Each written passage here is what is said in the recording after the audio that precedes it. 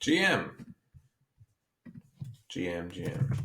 Trade of the day. So I'm going to look at altcoins and set up the next best entry that I think you'll find. And for that, I think we should go to the daily and combine the daily bands with support resistance. So Total 3 has been quite reliable in its movements so far, where when you get these pushes away, you want to look at the most recent support, right? So back over here, whenever it broke out, it set a support level down at this what was it, 500, 480, 450, 450 billion. And if you remember that, whenever altcoins were pumping like crazy up here, I mentioned that there's a support level here that you want to watch. We flushed down into it, we retested it, and we came down again and had 3 tests on that. I could see something similar in this level. So this is both a breakout and a retest to where we had a really nice flip, right, from resistance into support and held it. And I would say it's gonna probably push higher, most likely. I would say we could hit 600 billion. But I think at that point, you want to wait for this this support to continue holding, along with the weekly bands, which will probably come along at the same time, right? So if this happens maybe next week or the week after, I think you'll get another wick into the 12 EMA on the weekly.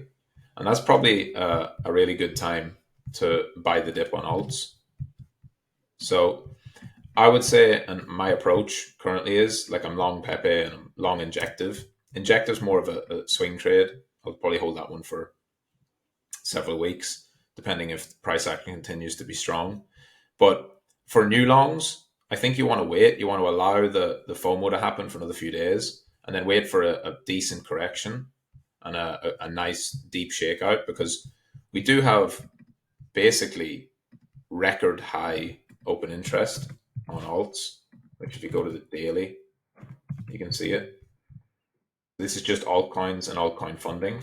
So funding is rising significantly, and open interest of all coins excluding Bitcoin and ETH, so this is just alts, you can see that it's now reaching 15 billion. We've never seen these type of levels before. So for sure, there is definitely room for quite a significant leverage flush and shakeout at some point. Again, timing that is futile. We don't know exactly when that's going to happen. It could happen from where we are today, but I don't care about timing that. I care about where does it fall to.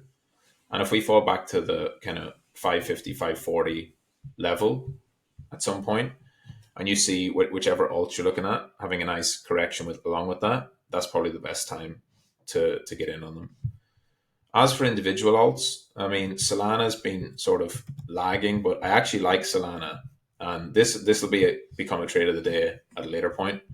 The 13th of March is the ETH Denkun upgrade, so this is a big ETH upgrade, and all the talk will be about ETH, but ETH's been outperforming already, and so if you look at Sol ETH, it's been smashing, and as we get closer and closer and closer to this upgrade, everyone's going to think that ETH is just better and better and better. And if you see like Solana underperforming it, I wouldn't be surprised to see a massive pump on Solana around that time relative to ETH, and probably in dollar terms too. This is something that I've observed, and if you've been around, you'll know this, that a lot of times when you see when you get into a bull market and people start to try and trade events, they're like, "Oh, there's a Solana conference. We need to get long Solana on the day of it," but then ETH pumps on the day. Or there's an ETH conference and then Solana pumps, because people who position for the Ethereum move, right? People who position for the Ethereum upgrade, the Ethereum ETF, and all that kind of stuff, they're already positioned from down here and they're in big profit. So, it's 2,200 up to 3,200. It's up significantly, and it's going to keep pushing. And I think it's going to go for this liquidity. But when it hits, especially if Ethereum hits this 3,600 level up here, especially if ETH, what am I doing here? Especially if ETH hits this level up here, I'd be looking at that as a good place for a pullback, depending on the timing.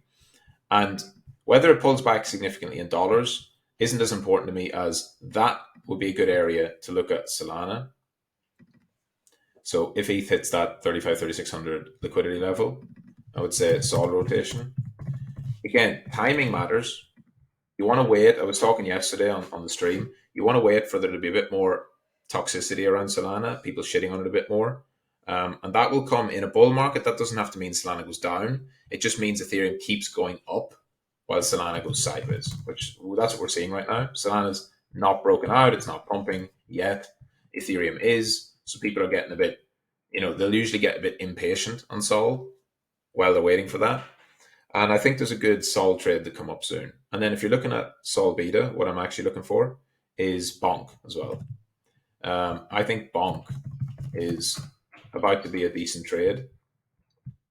I'd like to see it fall back a bit and then start to move again. And I think at this point, Bonk can just have a God candle if the timing is right. I think we're getting close to that. We had our crazy pump. We sold off. Bands went red. Bands went green. Bands went red again. Now they're green again.